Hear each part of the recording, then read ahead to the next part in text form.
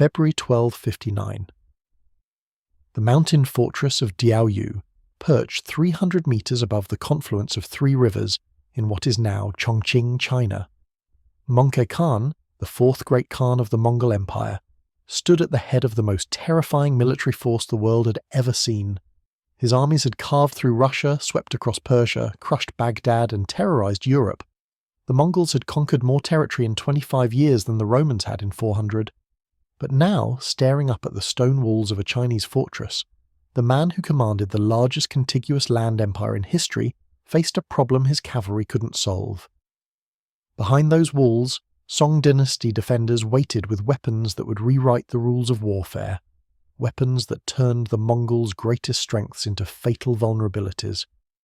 This is the story of when an unstoppable force met an immovable object, when thundering hooves collided with mechanical precision, and when the masters of the steppe learned that some battles cannot be won by speed and fury alone. The Mongol way of war was brilliant in its simplicity and devastating in its execution. Like cavalry armed with composite bows, each warrior maintaining 3 to 4 horses to preserve mobility. They could cover 60 miles in a day without exhausting their mounts. They could fire arrows with lethal accuracy from horseback at full gallop. They employed sophisticated intelligence networks, coordinated multi-front invasions separated by thousands of miles, and used psychological warfare with surgical precision. When Mongol scouts reported enemy positions, their commanders didn't just attack, they orchestrated symphonies of destruction. A classic Mongol invasion unfolded in 3 prongs, the armies moving independently but coordinating to predetermined timetables. They would destroy field armies first, eliminating any chance of organized resistance. Then they would systematically reduce fortifications, saving the strongest for last, when the enemy had no hope of relief. And if a city resisted, the Mongols would exterminate its population as a warning to others. After the fall of Nishapur, they stacked the heads of the dead into pyramids, separate ones for men, women and children. The message was clear: surrender immediately or face annihilation. By 1234, the Mongols had already conquered northern China, destroying the Jin dynasty, with the reluctant help of the Song dynasty in the south. The Song generals thought they were using the Mongols as a weapon against their old enemy. They were wrong. The moment the Jin fell, the Mongols turned south. What came next would prove to be the longest, bloodiest, and most difficult campaign in Mongol history. The conquest of Song China would take 45 years and cost the lives of 2 great Khans. The Chinese offered fiercer resistance than any people the Mongols had faced, and the reason was simple. Southern China was a nightmare for cavalry. The terrain of the Yangtze River Basin and Sichuan province was everything the Mongols' warfare system was not designed to handle. Rice paddies that turned into impassable mud in the rainy season, dense forests where horses couldn't maneuver, mountain passes where cavalry charges became suicide, rivers that required naval operations, a form of warfare completely alien to the steppe nomads, and most critically, a sophisticated network of mountain fortresses built specifically to neutralize cavalry advantage. The Song had lost their northern horse-breeding grounds to the Jin decades earlier. They couldn't match the Mongols in cavalry warfare, so they didn't try. Instead, they developed a defensive strategy based on infantry, fortifications, and one critical technological advantage: the crossbow. The Chinese crossbow was not merely a weapon, it was a revolution in military engineering that had been refined over 15 centuries. Unlike the handbow, which required years of training and significant physical strength, the crossbow was a mechanical device. A farmer could be trained to operate one in weeks. More importantly, the crossbow solved the fundamental problem of ranged infantry warfare: how to generate enough power to penetrate armor without requiring superhuman strength. The secret was the trigger mechanism, a sophisticated bronze or iron lock that allowed the weapon to be cocked and held at full draw until the shooter was ready. This meant a crossbowman could take careful aim without tiring.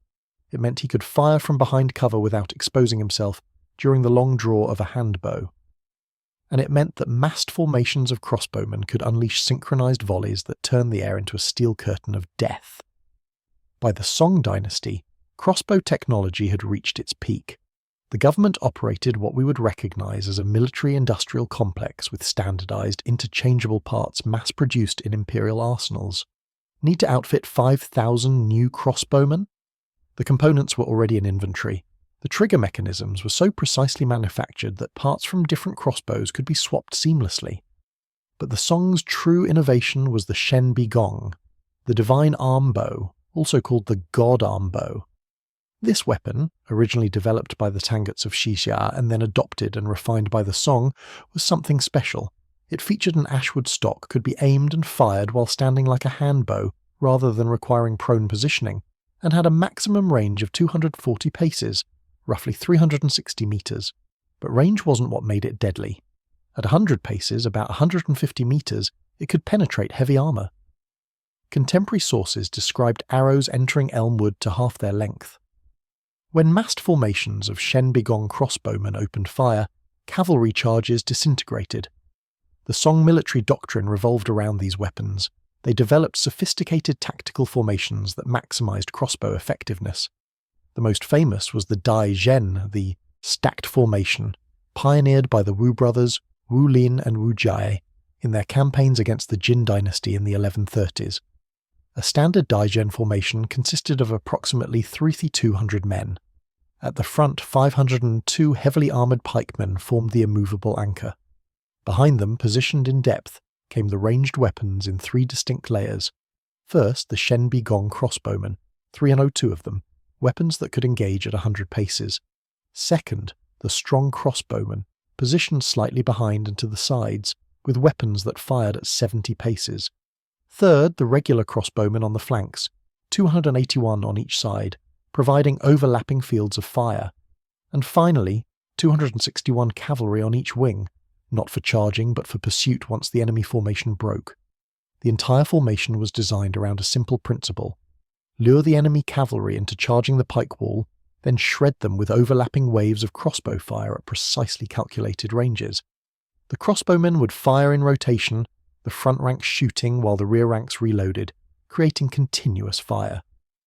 Contemporary descriptions speak of arrows falling like rain, of volleys so sustained that the sound of crossbows never ceased, of hair after hair, shot after shot, wave after wave of steel-tipped death.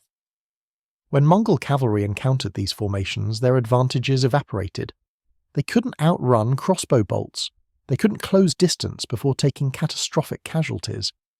And when they did reach the pike wall, they found armoured infantry with long spears and heavy axes, weapons specifically designed to kill horses and dismount riders. A Jin dynasty general named Wanyan Zongbi, who commanded the dreaded Iron Pagoda heavy cavalry, faced Song crossbowmen and axes at the Battle of Yancheng in 1140. His iron pagodas were the elite, men and horses both encased in armour, supposedly unstoppable. The Song defensive position absorbed their charge, the crossbows fired in waves, the axes fell like thunder. Wanyan Zongbi's elite cavalry shattered. He survived, but he never forgot. Years later, he wrote, "When I travelled south, I saw the Song use military weapons, strong bows and heavy axes. Against these there is no defence." If the Jin's heavy cavalry couldn't break Song crossbow formations, what chance did Mongol light cavalry have? The Mongols discovered the answer beginning in 1235, when they launched their first major offensive into Song territory. The initial attacks targeted Sichuan, the traditional gateway to southern China. What Mongol commanders found shocked them. The Song governor of Sichuan, Yu Jie, had implemented a defensive strategy based on a network of mountain fortresses. These weren't traditional walled cities that could be starved into submission. They were stone fortresses built on mountaintops, supplied by rivers, garrisoned by troops trained specifically in defensive warfare. And every one of them bristled with crossbows. The conventional Mongol approach, surround, cut off supplies and wait, didn't work. These fortresses had been prepared for long sieges. Some had supplies sufficient for years. They had fresh water from mountain springs. They had farmland within their defensive perimeters, and they had high ground, which meant any assault required climbing steep slopes under crossbow fire. The fortress of Diaoyu, also called Diaoyu Cheng, exemplified this defensive system. Built between 1239 and 1240 at the confluence of the Jialing, Fu and Qiu rivers, it sat atop a mountain with a relative height of 300 meters. The approaches were narrow paths where cavalry couldn't operate. The walls were thick stone that could absorb trebuchet bombardment. The garrison numbered in the tens of thousands, including elite crossbowmen trained in the rotating volley fire technique, and commanding the defence was Wang Jian, a Song general who understood that time was on his side. Every day the Mongols spent besieging his fortress was a day they couldn't conquer Song territory elsewhere. The Mongols tried everything. In the early campaigns of the 1230s and 1240s, they attempted to bypass the mountain fortresses and strike at Song cities in the river valleys. They discovered that without controlling the high ground, their supply lines were vulnerable to raids launched from those same fortresses. Song forces would wait for Mongol armies to pass, then emerge to cut their communications and threaten their logistics. The Mongols tried direct assault. Thousands of warriors dismounted and attempted to scale the fortress walls. They were met with walls of crossbow fire. The Song defenders didn't need to aim carefully. They fired in volleys at pre-sighted ranges. Any Mongol who entered the killing zone took multiple bolts. The archaeological evidence from siege sites tells a grim story. Mongol casualties in these assaults were catastrophic. One Song fortress commander reported counting over 4,000 Mongol dead after a single day's fighting. The Mongols, who typically minimized casualties through maneuver and psychological warfare, found themselves grinding their warriors to dust against stone walls and steel-tipped bolts. The genius of the Song defensive system was that it exploited every Mongol weakness. Mongol cavalry was fast, but speed meant nothing when assaulting fortresses. Mongol composite bows were accurate, but they couldn't penetrate stone walls or compete with crossbows in sustained fire. Mongol logistics were efficient for steppe warfare, but southern China's terrain and climate destroyed horses. Disease, unfamiliar to steppe-hardened warriors, ravaged Mongol camps, and perhaps most critically, the Song had numbers. China's population in the 13th century was around 100 million. Mongolia's was perhaps 700,000. The Mongols could replace lost warriors only by recruiting from conquered peoples. The Song could train new crossbowmen by the thousands. By 1251, when Mongke Khan became Great Khan, the conquest of Song China had stalled. The Mongols held Chengdu, but the mountain fortresses of Sichuan remained defiant. The critical fortress cities of Xiangyang on the Han River and Yangzhou on the lower Yangtze blocked access to the Song heartland. Mongke, recognizing that the current approach wasn't working, decided on a massive coordinated offensive. In 1258, he personally led 2/3 of the Mongol Empire's military strength into Sichuan. This was unprecedented.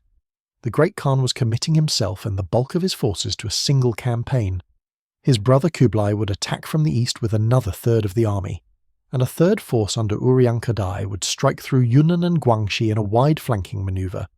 If the Song could be crushed between these three pincers, the war would end. Mongke's army entered Sichuan in autumn 1258. What followed was a grinding campaign of frustration. The Song fortresses, well prepared and heavily garrisoned, resisted every assault. Progress was agonizingly slow. Disease began spreading through the Mongol camps.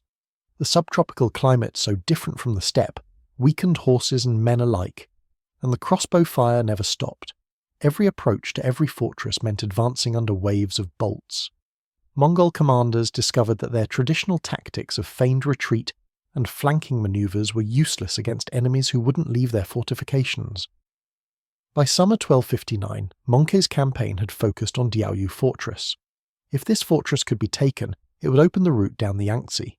The Khan committed his forces to the siege.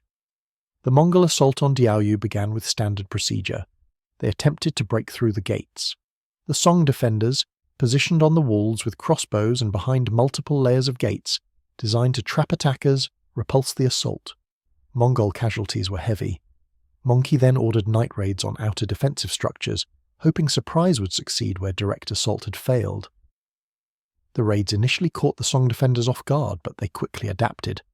Crossbowmen positioned at key points maintained watch through the night. The Mongols discovered that darkness didn't provide the cover they hoped for. The Song had prepared pre-sighted firing lanes. Any movement in these zones drew instant volleys. Wang Dechen, one of Mongke's most capable generals, led a major assault attempt. The Song defenders brought out their heavy artillery, including mangonels and large bed crossbows. These massive weapons, mounted on wheeled frames and operated by multiple men, could launch bolts the size of spears or stones weighing dozens of pounds. One of these weapons found Wang Dechen. The general died in the explosion. The Mongol assault collapsed. The siege dragged through the summer. Disease, likely dysentery or cholera, spread through the Mongol camps. The subtropical heat and humidity created conditions perfect for waterborne illnesses. The Mongols, used to the dry climate of the steppe, had no immunity and no effective treatments. Mongke Khan himself fell ill. On August 11, 1259, the great Khan of the Mongol Empire died. Some sources say it was disease. Others claim a defender's projectile struck him during the siege. Either way, the result was the same. The man who commanded the largest empire on earth perished attempting to take a single Chinese fortress. The death of Mongke Khan changed world history. Kublai Khan, besieging the city of Ezu far to the east, received word and immediately withdrew. His brother Arik Bok in Mongolia was positioning to claim the throne. A succession war was coming, and Kublai needed to secure his position. Hulagu Khan, Mongke's other brother who was in the Middle East preparing to invade Egypt, pulled the bulk of his forces back. The small Mongol contingent left behind was crushed by the Mamluks at the Battle of Ain Jalut, the first major Mongol defeat in the west. The Song dynasty, on the brink of destruction, received an unexpected reprieve. Diaoyu fortress had done what no other fortress in the world had done. It had killed a great Khan. From 1259 to 1279, for 20 years, the fortress remained in Song hands. Kublai Khan, who eventually won the succession struggle and founded the Yuan dynasty in 1271, tried to take Diaoyu multiple times. Every attempt failed.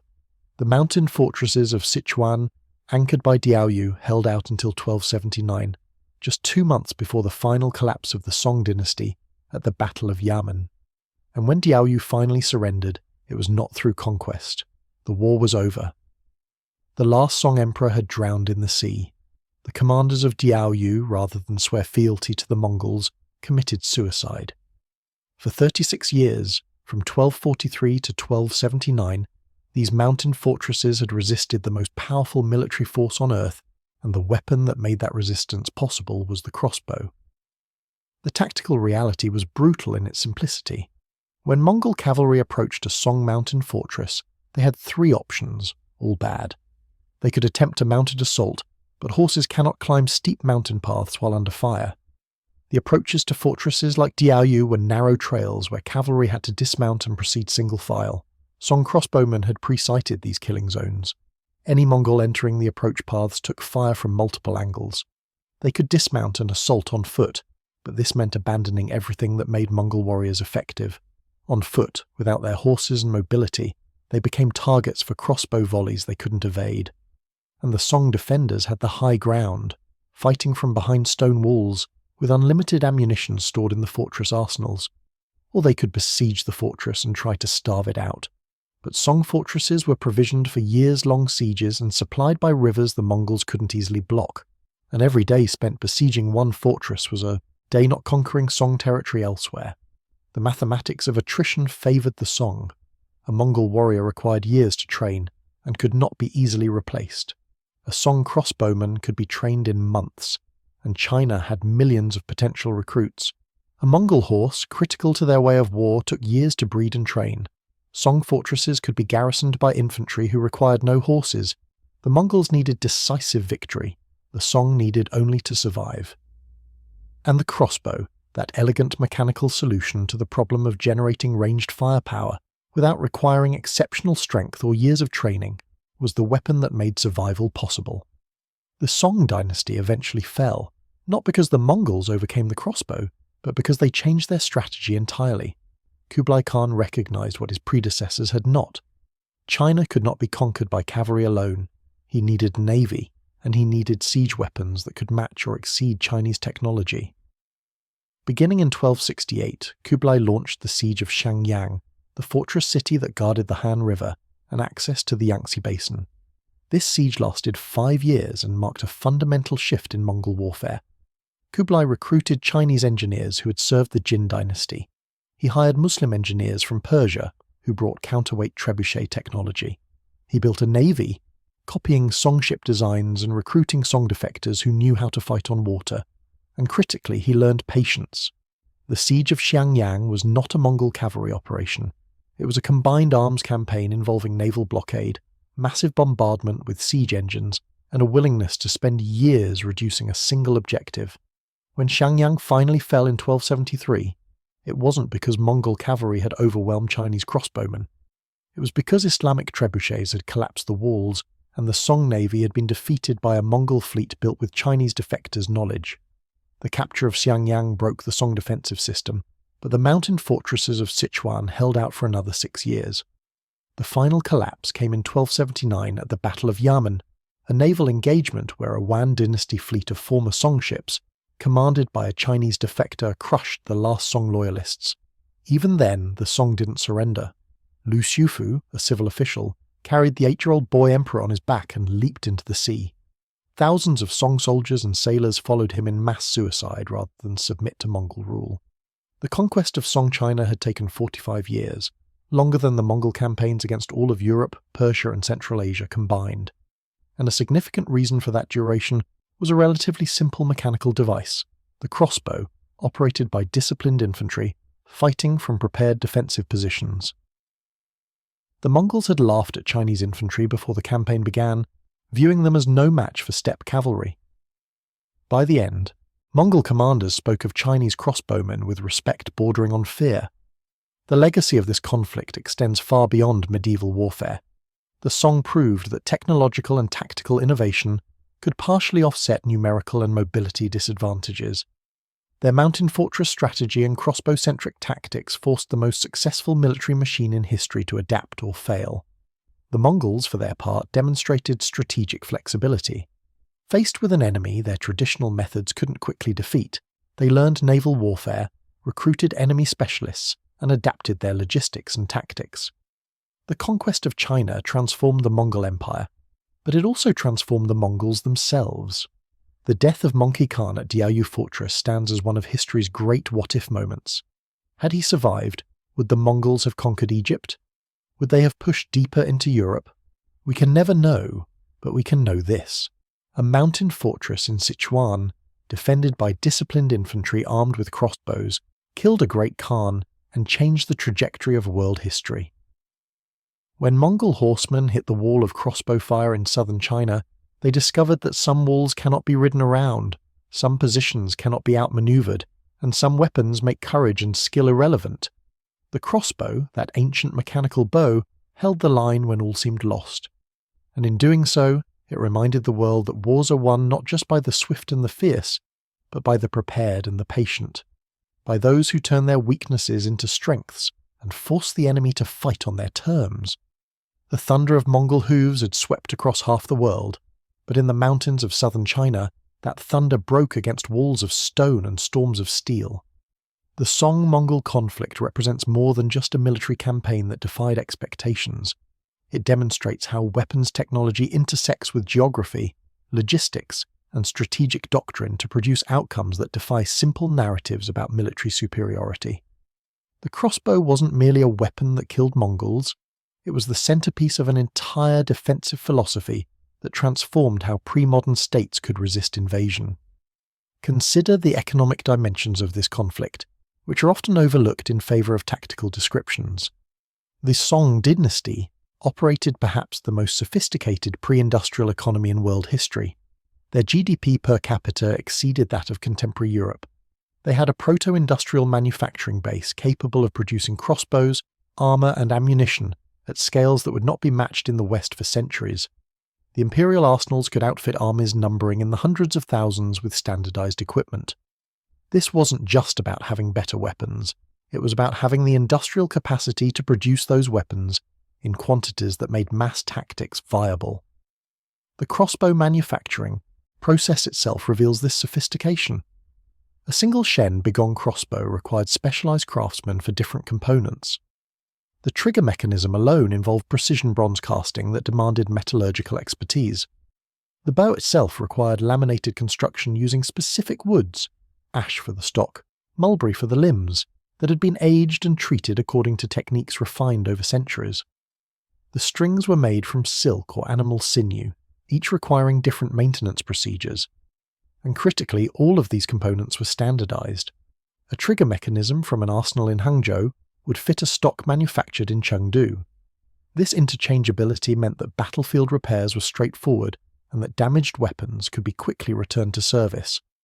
The Song military bureaucracy supported this production system with remarkable efficiency. Records from the period show that arsenals maintained detailed inventories. They tracked not just finished weapons but component parts, raw materials, and even the tools used in manufacturing. When a fortress requested supplies, the requisition would specify exactly what was needed, and the arsenal system could fulfill orders within weeks. This logistical sophistication meant that Song fortresses could maintain their defensive capabilities indefinitely, as long as supply lines remained open. The Mongols, by contrast, relied on captured equipment and local manufacturing in conquered territories. Their logistical system was designed for mobility and living off the land, not for supporting prolonged static warfare. The training regimen for Song crossbowmen further illustrates how the weapon enabled mass mobilization.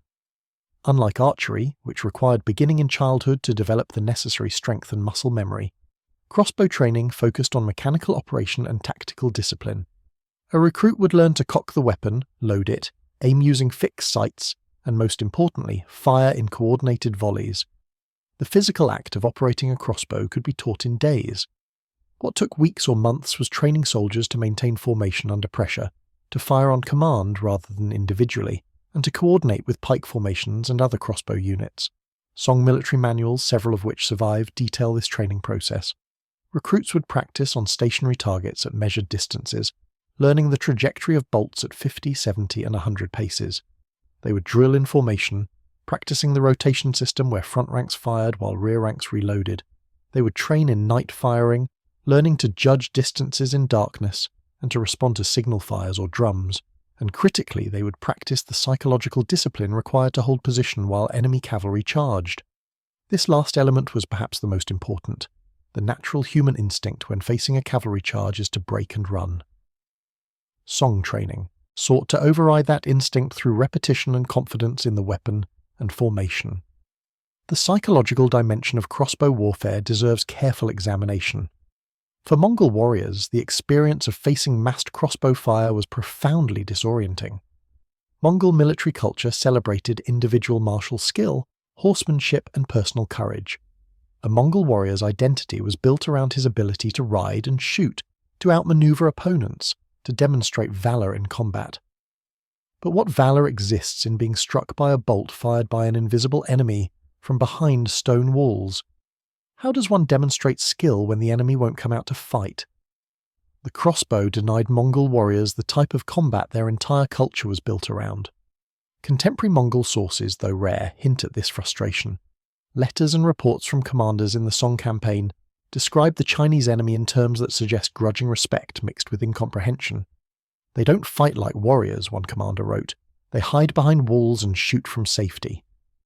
But even in expressing contempt for this style of warfare, Mongol commanders acknowledged its effectiveness. The Chinese won't face us in open battle, another report noted, because they know they would lose. But behind their walls, we cannot reach them. This recognition that the Song had deliberately chosen a form of warfare that negated Mongol advantages represented a strategic sophistication that troubled Mongol thinking. The Song defensive strategy also exploited a fundamental limitation of Mongol imperial structure.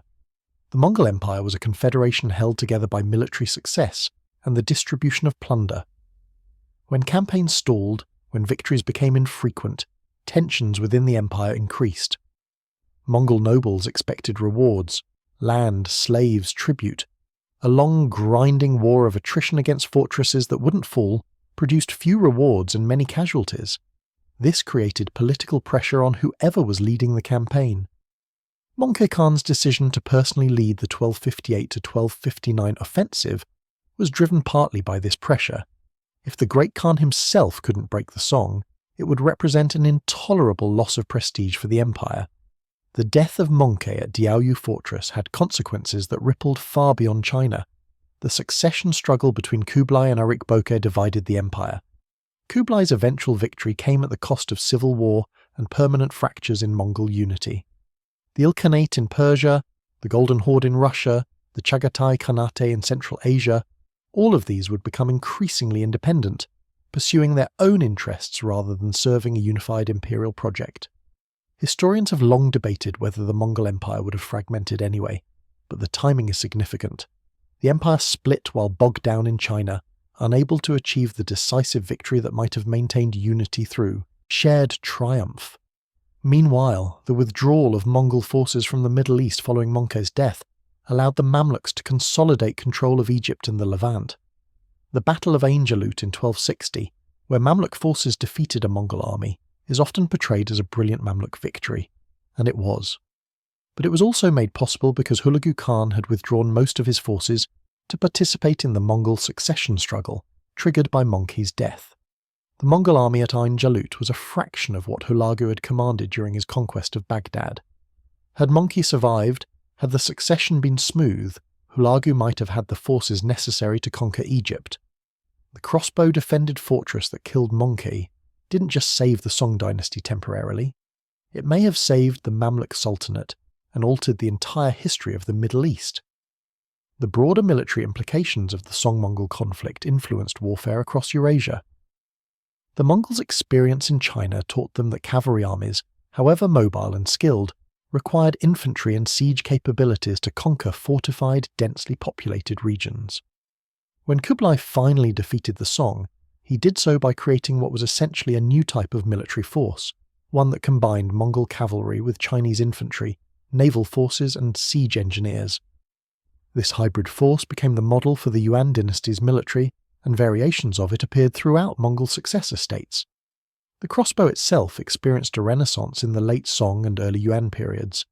The weapon's effectiveness against the Mongols was so pronounced that even after conquering China, the Yuan dynasty maintained crossbow production and crossbow units in its armies. Mongol commanders who had suffered under crossbow fire were not too proud to adopt the weapon once it became available to them.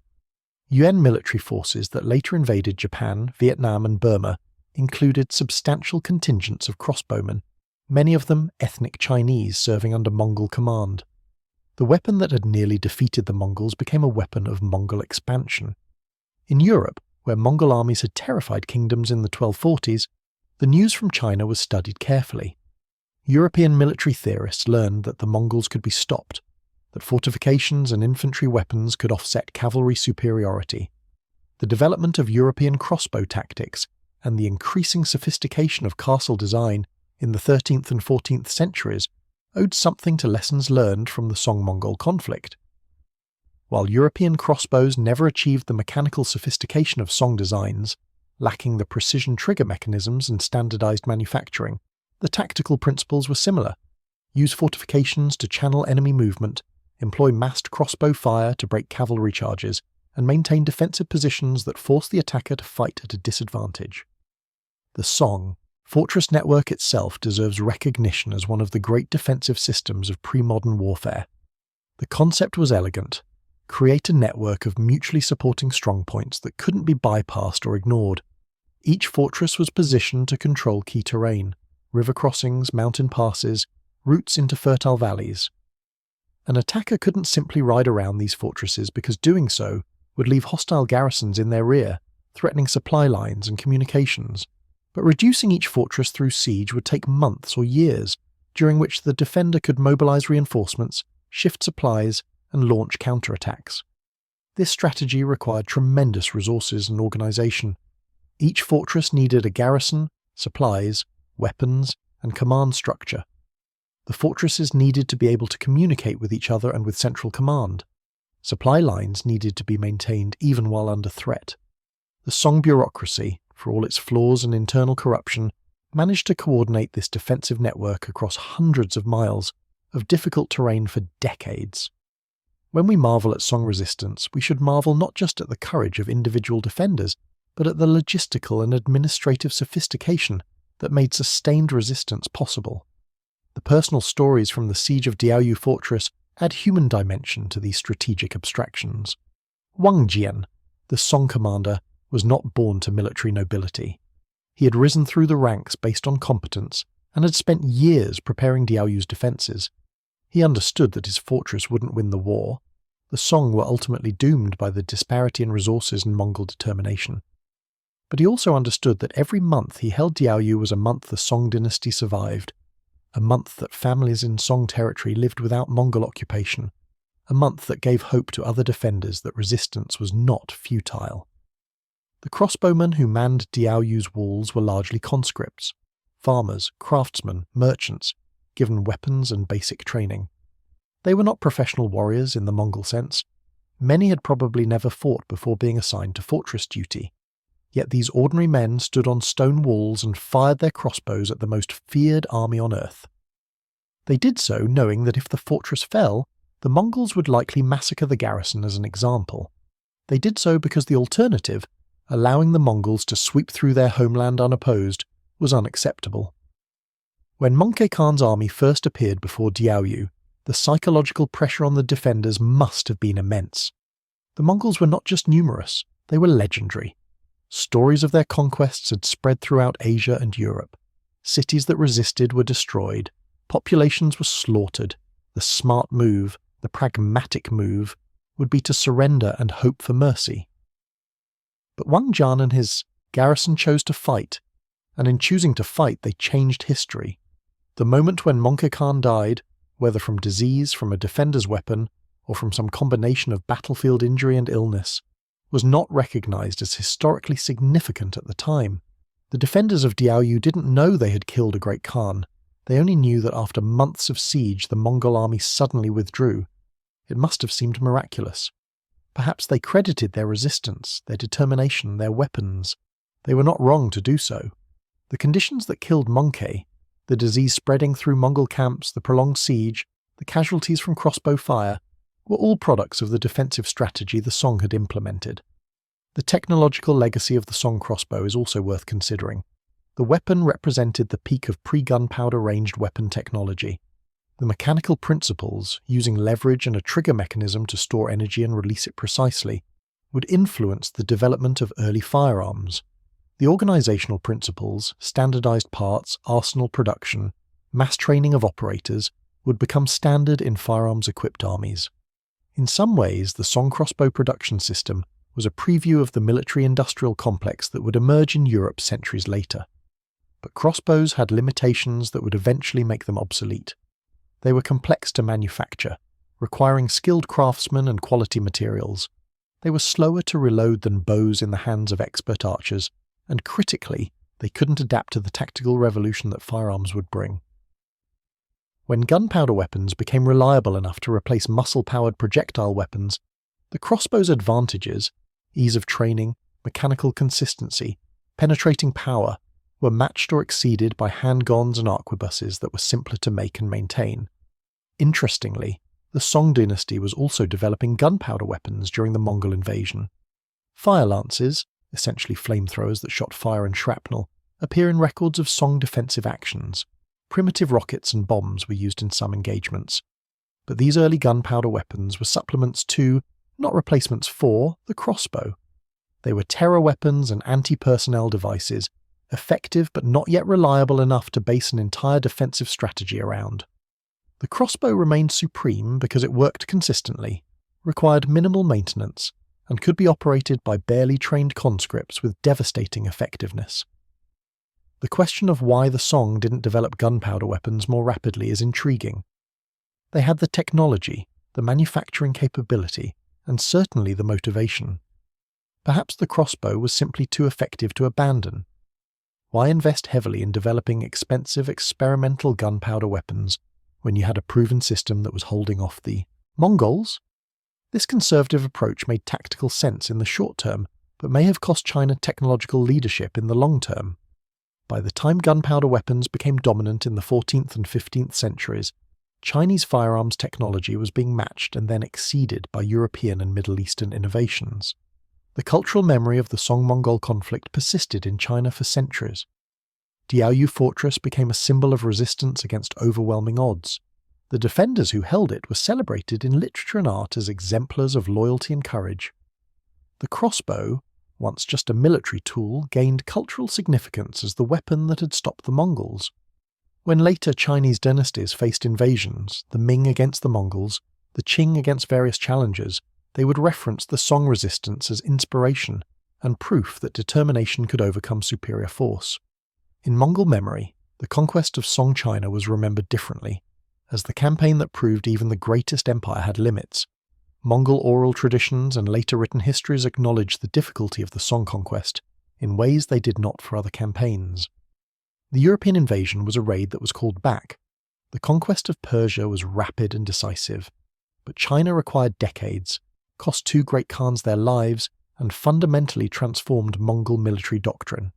Some Mongol historians would later argue that the conquest of China was a strategic mistake, that the resources devoted to it could have been better used consolidating control elsewhere.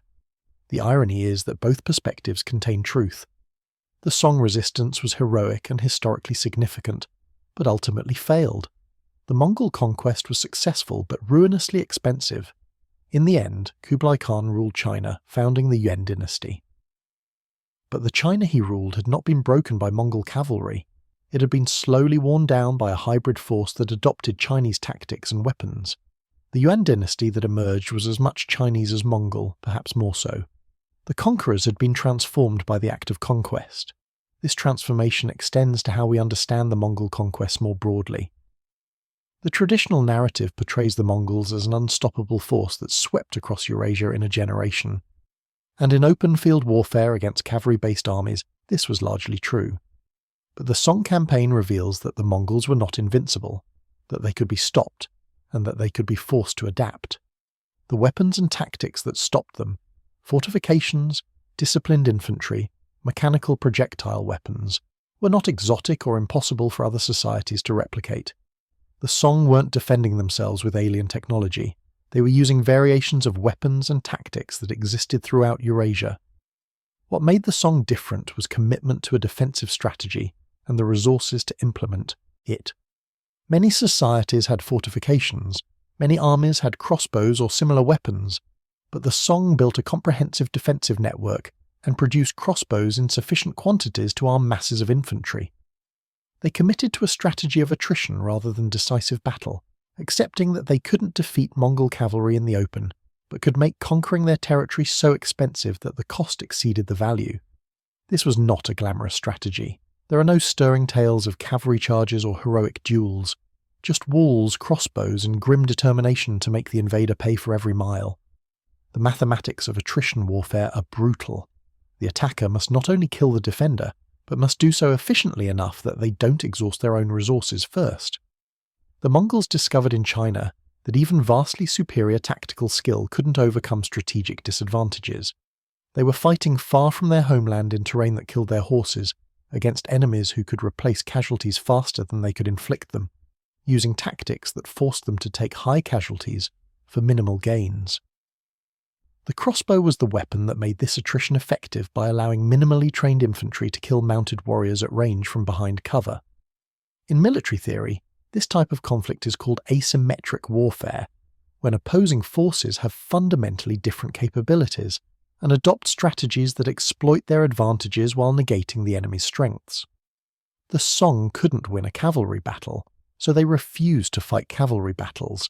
They created conditions where cavalry was useless and where their advantages, population, industry, defensive terrain, became decisive. The Mongols, to their credit, eventually adapted, but adaptation took decades and required abandoning much of what made Mongol warfare distinctive. The legacy of this conflict for military thought is profound.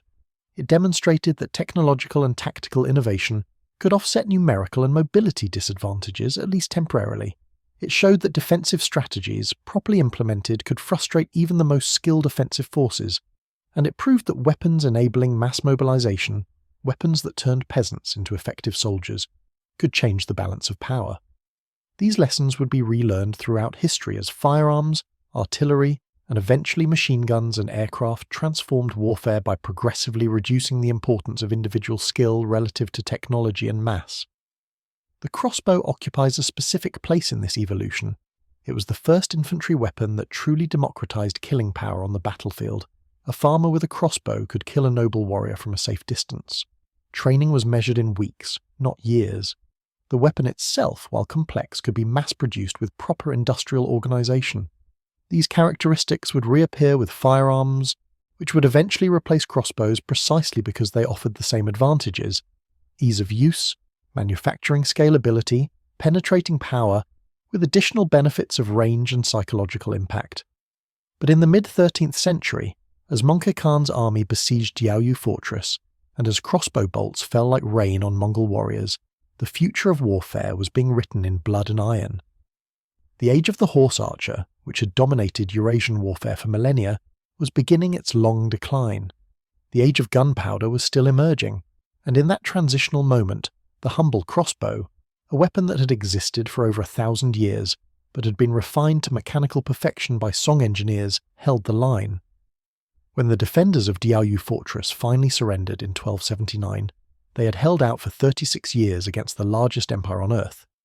When they walked out of their fortress gates for the last time, they did so knowing that they had given everything, that they had resisted to the absolute limits of possibility. Some chose suicide over submission, others accepted the new order with whatever grace they could muster. But all of them, from Wang Jian, who had commanded the defence, to the youngest crossbowmen who had manned the walls, had participated in one of history's greatest defensive stands.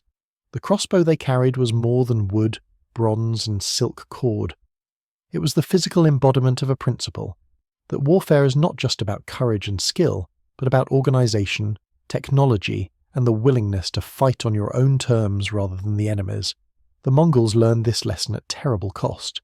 The Song proved it with their blood, and the fortress of Diaoyu stands today as a monument to the idea that some positions are worth defending, some walls cannot be breached, and some weapons, wielded with determination, can hold back even the thunder of the steppe.